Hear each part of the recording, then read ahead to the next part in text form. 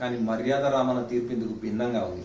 అతడు వచ్చి ఏమని చెప్పాడంటే, మొదటి వ్యక్తి 7 బంగారు నాణాలు తీసుకోవాలి, రెండవ వ్యక్తి 1 బంగారు నాణం తీసుకోవాలని తీర్పు చెప్పాడు. రెండవ వ్యక్తి లబోదిబోరాడాడు. మొదట ఆయన కనీసం నాకు 3 బంగారు నాణాలు ఇస్తా అన్నాడు, నువ్వేంటయ్యా ఒకటే ఇవ్వమంటున్నావు అని అడిగితే అప్పుడు మర్యాద రామన్ ఈ విధంగా చెప్పాడు, చూడు బాబు, నేను చెప్తున్నది న్యాయం, నేను చెప్పే దానిలో ఖచ్చితత్వం ఉంటుంది, ఎందుకు చెప్తున్నానో లేదు. మొదటి వ్యక్తి 5 రొట్టెలు తెచ్చాడు, ప్రతి రొట్టెను 3 ముక్కలుగా విభజించారు. అంటే 3 5 15 ముక్కలు అయ్యాయి అతని రొట్టెలు.